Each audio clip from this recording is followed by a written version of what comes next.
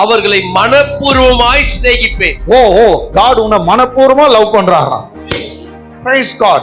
அந்த brother love பண்றாரோ, sister love பண்றாரோ, காதலன் love பண்றானோ இல்லையோ, காதலி டாட்டா காமிச்சிட்டாலும் எப்படின்னா இருக்கட்டும், எதிர் வீட்டுக்காரு விடு எப்படின்னா இருக்கட்டும், ஆனா உன்னை மனப்பூர்வமா ஒருத்தர் லவ் பண்றார் இந்த வருஷம்.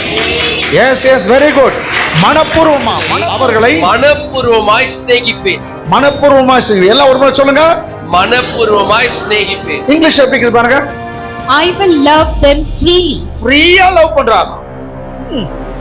ஆமென். ஃப்ரீயா, எந்த தடையும் இல்ல. ஃப்ரீயா லவ் பண்றார். பக்கத்துல இருக்கவங்க பார்த்து சொல்லுங்க, என்ன ஃப்ரீயா லவ் பண்றாருங்க. என்ன ஃப்ரீயா லவ் பண்றார். ஆமென். யாரு? கர்த்தர். ஆமென். எந்த தடையும் இல்ல. எந்த உங்ககிட்ட வந்து கண்டிஷன் போடுறது இல்ல. Unconditionally loves us. ஆமென். மற்றவங்க அப்படிதாங்க, எல்லாம் அப்படிதான். நீ கொடுத்தா நான் கொடுக்குறேன், நீ லவ் கொடுத்தா நான் லவ் கொடுக்குறேன், நீ இல்லையாமா நான் விட்டுரு. அது எப்படி? நீ லவ்க்கு தான் நான் லவ் கொடுக்குறேன், இல்ல விட்டா நோ லவ். ஆனா கர்த்தர் அப்படி இல்லை. He unconditionally loves us. ஆமென். ஆமென். எப்பங்க நீ உண்மை இல்லாதவர்களா இருந்த சமயத்திலும் கர்த்தர் உண்மையுள்ளவரா இருக்கிறார். Though you are not faithful unto him, he is always faithful to you.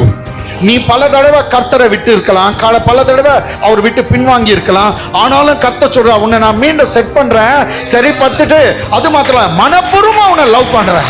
மனப்பூர்வமா முழு இருதயத்தோடு நான் உன்னை அன்பு கூறுகிறேன்.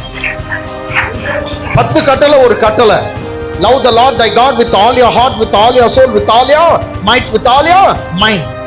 உன் தேவனாகிய கர்த்தரை முழு இருதயத்தோடு, முழு ஆத்மாவோடு, முழு பலத்தோடு, முழு சிந்தையோடு அவரிடத்தில் அன்பு கூறுவாயாக. யாருன்னா ஒருத்தர் அவர்கிட்ட அப்படி அன்பா இருந்துக்கிறோமா? இல்ல. ஆனா அவர் ப்ராமிஸ் பண்றாரு, நான் மனப்பூர்வமா என் பிள்ளைகளாகிய உங்களை நான் லவ் பண்ணுவேன், உங்க மேல அன்பு காண்பிப்பேன், உங்களை நான் சிநேகிப்பேன் சொல்றாரு.